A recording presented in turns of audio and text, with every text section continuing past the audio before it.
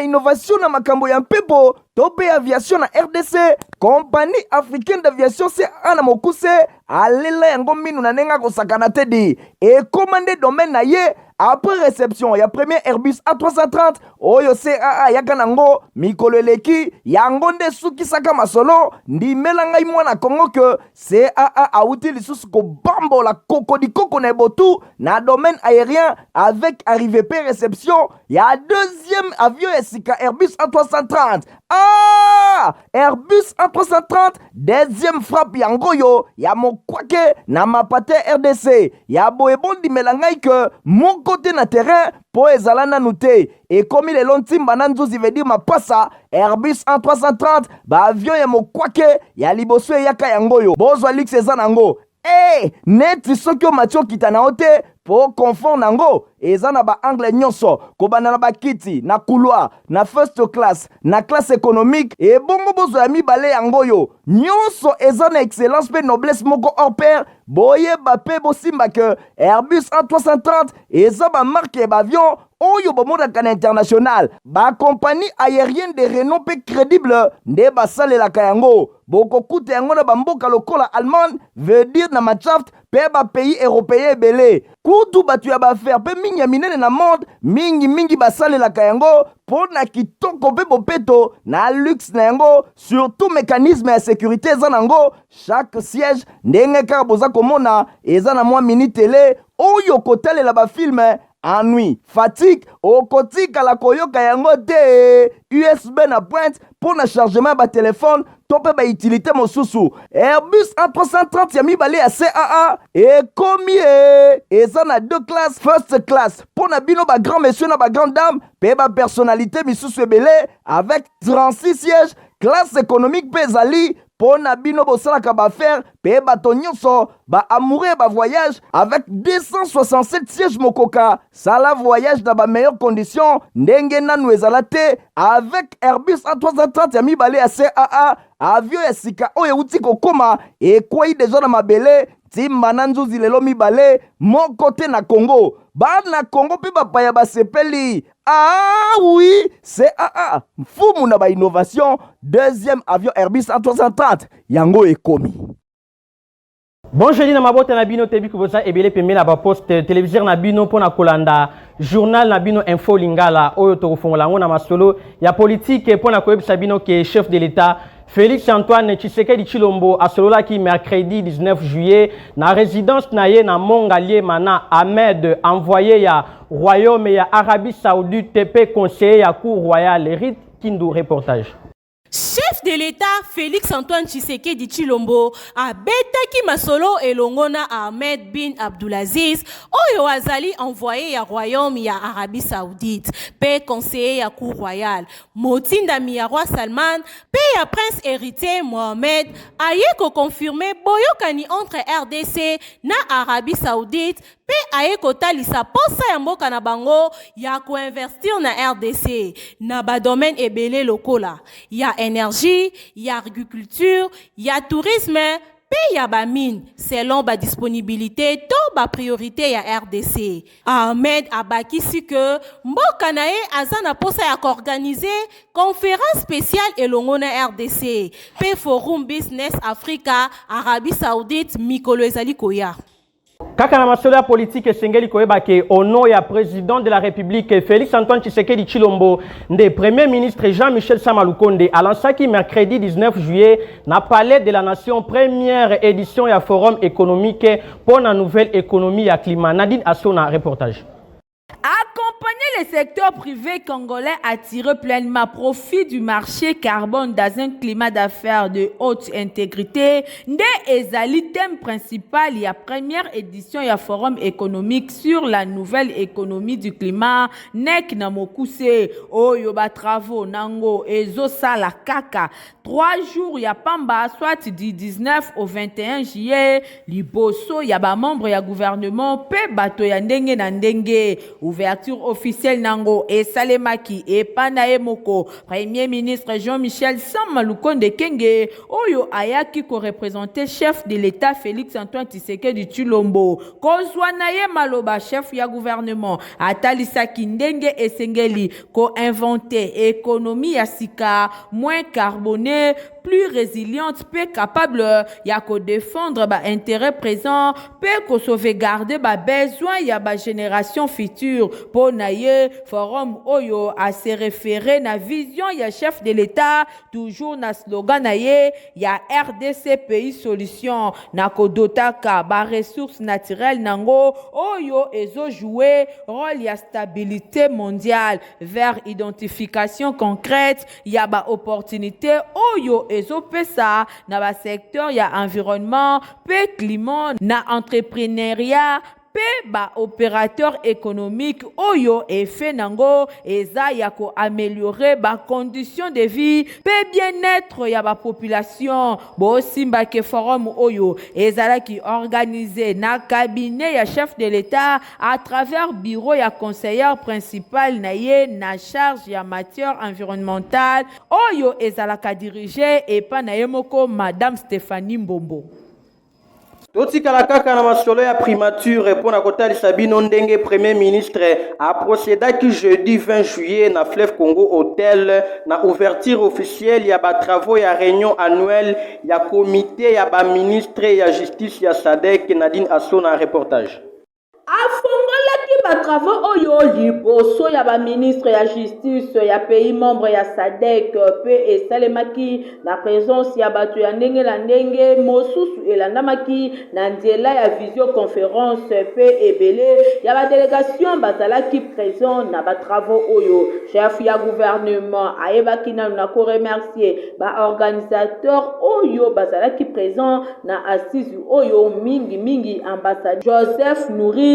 secrétaire exécutif adjoint ya SADC chargé ya ba affaires institutionnelles na staff na ye pona ndenge ba se déplacer pona koya na ville province ya Kinshasa. A remercier que lisusu ba ministre ya justice ya SADC oyo basali honneur ya ko participer na grande messe ya justice oyo pona premier ministre. Ba réunion annuelle ya ba ministre ya justice ya SADC ezali pona ko instituer ya ko servir dans cadre ya échange autour ya ba problème juridique pe judiciaire commun pona ko veiller na mise en œuvre ya ba normes communautaires. Bosengeli koyeba ke premier ministre na occasion oyo ayebaki solo na ko fustiger agression rwandaise sous couvert ya ba terrorisme ya M23 na partie est ya République démocratique du Congo. A profitaki lisusu na opportunité oyo a salué que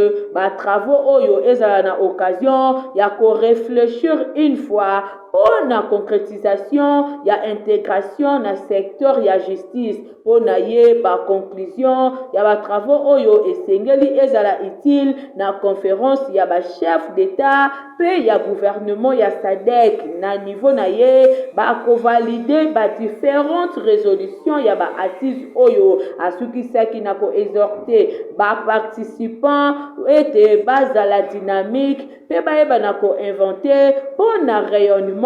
ya SADC. Na ngambo ya ministre d'État en charge ya justice Rose Mutombo ye na maloba na ye ayebaki na ko révéler que projet ya protocole ya emploi pe travail ezalaka élaboré na 2014 kasi eyaka kozala retiré na sommet ya 2020 na raison ya quelques questions juridiques économiques pe sociales préoccupantes oyo erandaka difficile pe impossible na approbation nango. Osengeli koyeba ke asengi na bango ba veiller na ba projet oyo bazali ko examiner awa lelo po ezwa compte ya pertinente préoccupation exprimée na tonaye na état membre ndenge ministre ya justice Rose Mutombo atalisi. Na masolo ya francophonie sengeli koyeba que directeur national ya 9e G ya francophonie Isidore Kwanja akitaki mercredi 19 juillet 2023 na université ya Kinshasa wapepa ba différentes délégations ya ba pays membres ya ba G ya francophonie baza internet nyonso pona kosilisa ba rumeur oyo ezali kotambola pona koloba que mai na unikine ezali kobimate. Stéphane Kande reportage. Directeur national de la francophonie a qui mercredi 19 juillet 2023 na l'université à Kinshasa et Paiwapi différentes délégations et zali logé. Objectif ezalaki ya s'assurer que ba service nyonso ezali ko fonctionner en dengue malamu pe ba occupant ya village ya baje ya francophonie bazali kozanga elo côté mai électricité internet sécurité domaine mon côté ezali bongo ya kobosana a visiter ki ba résidence oyo nyonso a vérifier ki ndenge ezali ko fonctionner après logement a visiter ki cuisine depuis quelques jours ezali ko fonctionner en plein régime pour na kolesa plus de 300 personnes oyo baza logé depuis le 14 juillet. Ba équipe ya régie des OPSNL bango nyonso bazali bongo déployé sur place en permanence pour na kobongisa makambo nyonso et le kamalamu.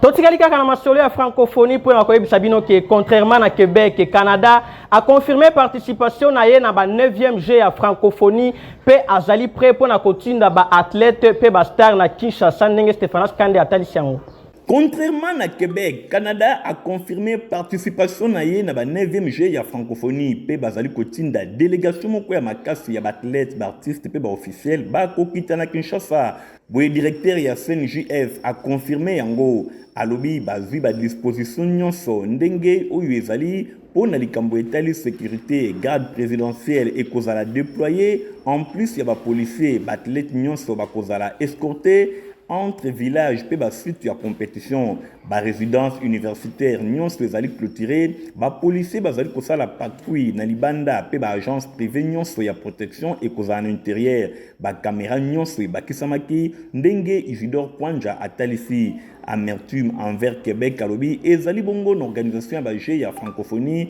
ezali kobomba déception oyo emonani na désengagement ya Québec ezali eloko moko ya pasi pour na Québec parce que bazali kobunda pour na maintenir langue française ba G ya francophonie ezali ko contribuer na promotion ya langue française alors que tozali bongo ko kata lisusu nzete esika wapi biso tovandi maloba oyo ezali ya Isidore Kwanja directeur ya ba 9e G ya francophonie. Isidore Kwanja a expliqué qu'alobi a évité pourquoi Québec a désisté alors que Canada, Nouveau-Brunswick a fallu participer à souhaiter que Québec aille na kozonge la décision naïe.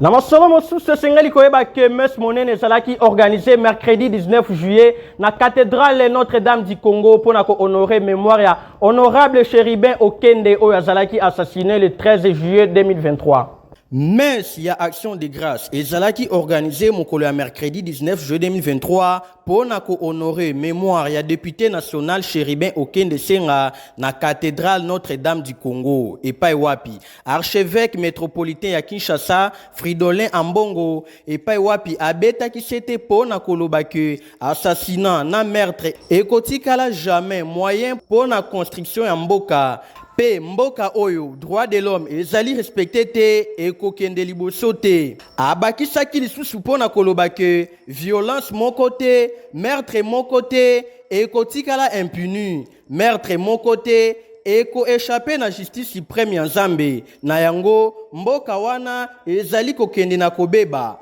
Pour un rappel, esengeli koyeba que porte-parole ya parti ya opposant Moïse Katumbi azalaki retrouvé mort na kati ya mutuka na ye jeudi dernier na Kinshasa. Pe ba enquête ezali en cours pe suspect moko azalaki interpellé. Au lieu ya kozala lokola na Zamba et Paiwapi le plus fort bazali ko dominer le plus faible, Jésus-Christ asengi biso tozala na kimia. Oyo ezali maloba ya archevêque ya Kinshasa Fridolin Ambongo. Honorable Néron Mbungu ayamba maki week-end eleki et pas ya plus de 350 mamans na quartier Sola na commune ya Kisenso héritier Mapindemi l'a dit Landu reportage.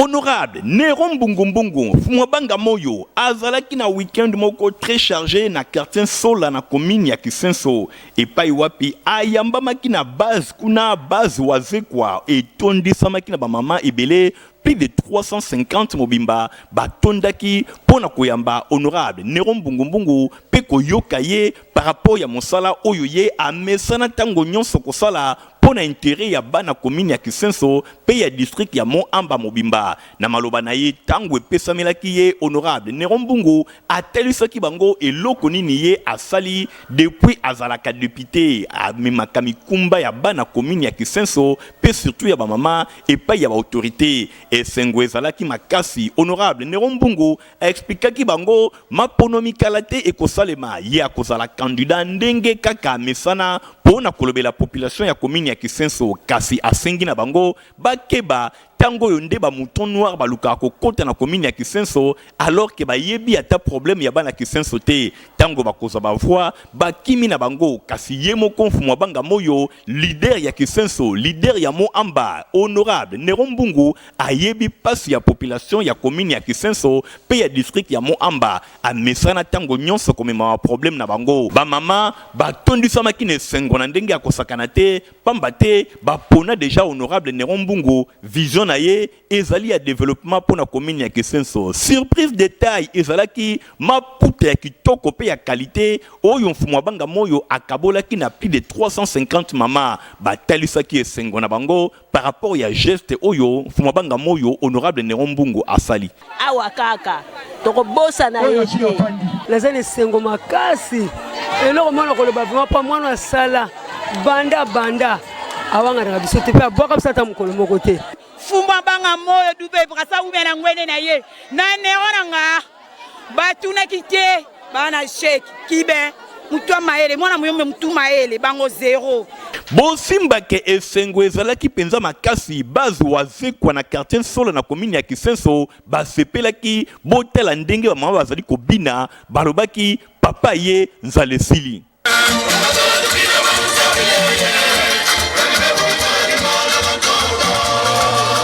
na masolo ya religion esengeli koyeba ke Congo pour Christ CPC na mokuse elongona évangéliste international Jean-Oscar Kinzia Mila Kibila basa kolenge la campagne d'évangélisation na stade des martyrs ya Kinshasa kobanda vendredi 18 août pe dimanche 20 août 2023 et kozala bongo lo sambo pona mboka pe pona mabota bolanda ba détail Kinshasa CPC Malembe Congo pour Christ, une grande campagne d'évangélisation et de guérison miracle au stade de martyrs du vendredi 18, samedi 19 et dimanche 20 août 2023 à 12h. N'oubliez pas, conférence de pasteurs. Le pasteur de tout Kinshasa, du 15 au 17, conférence de pasteurs sur croisement des avenues Kimwenza et Kapela. Référence Maître Toro, numéro 8. Maman, papa, frère, sœur, congolais, congolaises, ne manquez pas à ce grand rendez-vous. 3 jours seulement, si ton Dieu est mort, et c'est le mien, Malembe. Avec l'homme des dieux, l'homme de feu, fire. Wow. L'évangéliste international Jean-Oscar Kizamina Kibila nous invite tous à participer au rendez-vous spirituel Réveil à Kinshasa. Pendant 3 jours, Banawewa, chauffeur à taxibus, Malembe. Direction Stade de Martyrs, CPC, Congo pour Christ. Ne manquez pas ce grand rendez-vous du vendredi 18, samedi 19 et dimanche 20 août 2023 à 12h. CPC, Malembe. Wow. totikala kaka na masolo ya religion mpona koyebisa bino ke centre de réveil spirituel na bokambami ya évangéliste Jean-Claude Kabundi Walesa baza kolengela veillée de prière vendredi 11 août na stade des martyrs. Nadine Assona, Nathalie Kaila, reportage. Shalom, shalom, banana Zambé, Zamba Pambola Bino, ezali évangéliste Claude Kabundi Walesa, ou ezali ministre de défense dans le gouvernement de Jésus-Christ. Na moni biso sikoyo pona koyebisa bino ke veillez tous à Kinango le 14 juillet na stade des martyrs et salemité cause ezalaki pour la francophonie parce que ba travaux ezalaki na kati ya stade pour la makambo francophonie kala mingi te aussi là donc tous allés reporter to kosala ngo le 11 août na stade des martyrs kaka kosala ka veiller tango to zapena ba don la guérison, il miracle, tout ce qu'on a pas limitation, pas lien, pas réclamation, pas maladie incurable, tout ça est 5 ans, tout ça est bon de là, pas tout bika. ndeko bandako bozomona eza na baproblème ndako bozomona ekozala na batole mais soki okoti na kati ya ndako ndeko oyeba sikoyo ke mai ezotanga na kati ya ndako wana satan azotravaille makasi na kati ya bandako ebele yango nde toza na kati ya esengo ntango tozomona bikamwa eza na kati ya kosalema e bato bazombongola mitema bazotika bakisi bazotika kindoki bazondima nzambe na kati ya évangile epuis bazobika ntango nazozonga na nsima mwa moke nazomona mwana mwasi moko azali awa nakolakisa bino ye azalaki na maladi ya libumu kovimba ezosala douleur motema esevimbi eye monene abanda kozelaka liwa eloko nini ekosalema ntango bazokende hôpital docteur alobi ke voilà moyen eza susu te motema esevimbi akomi deja na liwa respiration eza te ayebisi mobali ya mwana mwasi wana ke yo ozela kaka liwa eza kaka moto omibongisa mpona kokunda ye mwana mobali alobi te toza na espoir po bato nzambe mpe basambelaka toza serviteur Kabundo Alesa akoki mpe kosambela docteur alobi c'est normal bako koyoka malamu mais mpona kaya boye eza très difficile 95% ba 99% bakaya boye bakufa kaka soka nde ezalaki libumu efimbaki ezalaki fantôme akotaki na kati ya libumu moto akokufa akotaki na kati ya libumu abandi kosanza mamisuni ya batu biloko akopola munoko azosala diarrhée koto azosanza nzamba abikisaka nzamba asalaka bikamwa mwana mwasi aye kobika tala ndenge akomi motema munene espoir ezalaki te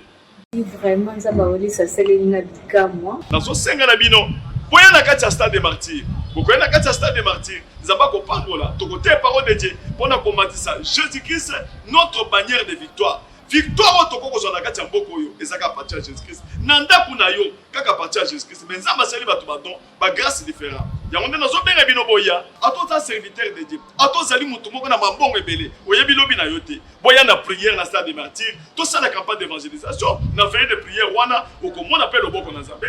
olingaka kolata basapato ya kitoko esika eza se moko na 7e rue Lumete na Petit Boulevard na place commerciale epai wapi Papa Griffe aza kozela bino ndenge Héritier Mapindemi mpe Igor Tingi batalisi yango pasi na ngai eutako wapio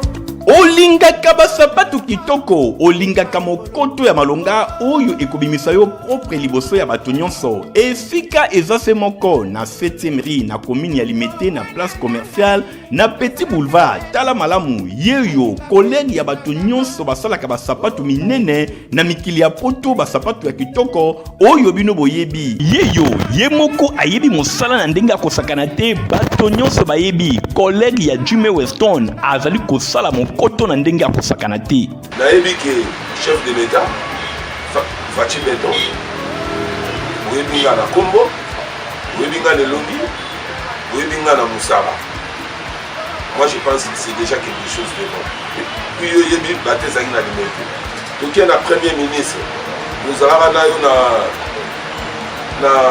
musée oyo kota palais du peuple obengaka ngai tokutana mais ti lelo kaka bablocage mais on a même la ministre là, ministre de la culture Azali,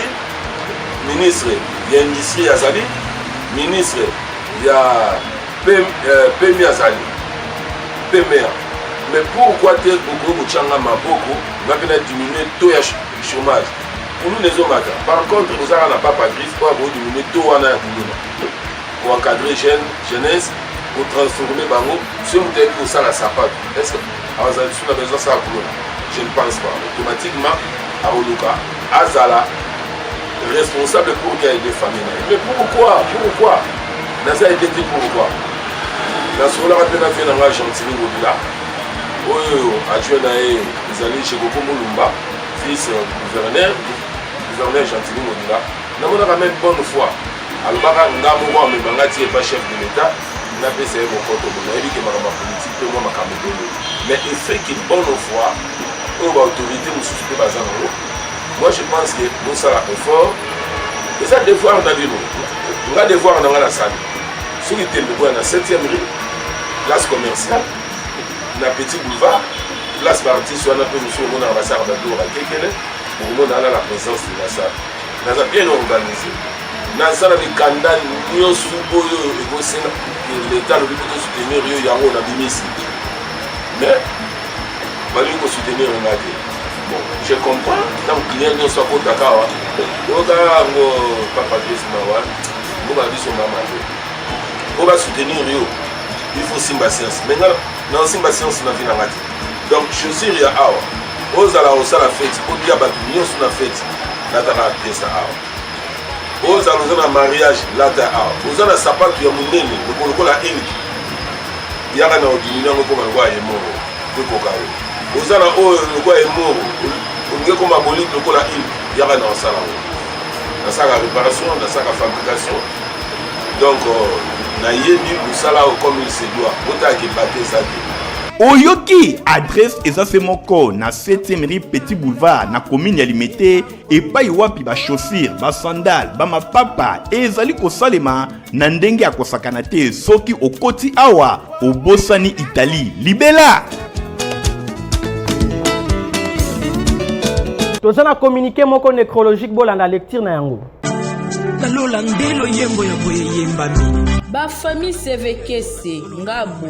makunda kiwa pe ambeko baza na mawa makasi ya koyebisa na bandeko baninga pe bayebani na bango liwa ya grand-mère na bango yaya maman pe ndeko na bango ya mwasi madame Marie Émilie Sevekese Ikombe oyo aza agent na ministère ya formation professionnelle pe métier ye akufaki mokolo ya vendredi 14 juillet na 0h45 na ville ya Kikuti na malaise oyo ekomelaki ye na eleko ya mission de service na ye programme ya matanga ezali boye vendredi 21 juillet na 19h veillée mortuaire ekosalema na salle polyvalente La Grâce oyo ezwami na avenue Victoire A51 quartier Matonge na commune ya Kalamu le samedi 22 juillet na ngonga ya 9h toto ya mowe ekobima na morgue ya hôpital du cinquantenaire kolandisama na batémoignage pe cérémonie ya dépôt de gerbe de fleurs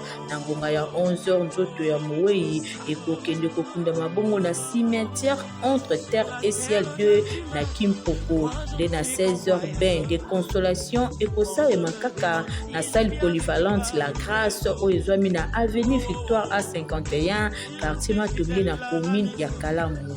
En attendant, nzoto ya mowei ebima matanga ezali kosalema na avenue Douarou numéro 4 na quartier Yolo Sud na commune ya Kalamu référence terrain et cancard tika sango oyo ekomela bato nyonso bayebaki mama Marie Émilie Sevekese Ikombe. Moi je ne suis qu'un passager. Journal à peuple pour la peuple comme na suka bande urana bino tokutani mikolo ezali koya au revoir.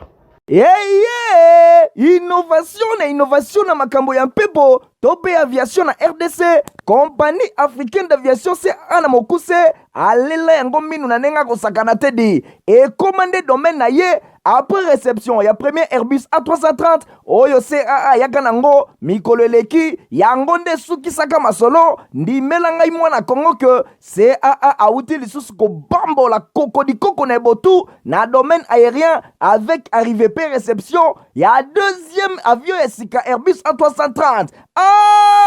Airbus A330 deuxième frappe yango yo ya mokwake na mapate RDC ya boebondi melangai ke mon côté na terrain po ezala nanu te ekomi lelo ntimba na nzuzi veut dire mapasa Airbus A330 ba avion ya mokwake ya liboso eyaka yango yo bozwa lix eza nango neti soki omati okita na yo te po confort nango eza na ba angle nyonso kobanda na bakiti na couloir na first class na classe économique et bongo bozo ya mibale yango yo nyonso eza na excellence pe noblesse moko hors pair boyeba pe bosimba ke Airbus A330 eza ba marque ya avion oyo bomodaka na international ba compagnie aérienne de renom pe crédible nde basalelaka yango bokokuta yango na bamboka lokola Allemagne veut dire na Machaft pe ba pays européen ebele kutu batu ya baaffaire pe mingi ya minene na monde mingi basalelaka yango po na kitoko pe bopeto na luxe na yango surtout mécanisme ya sécurité eza nango chaque siège ndenge kaka boza komona eza na mwa mini télé oyo kotalela bafilme ennui, fatigue, okotika la koyoka yango te USB na pointe pour na chargement ba téléphone tope ba utilité mosusu Airbus A330 ya mibale ya CAA ekomi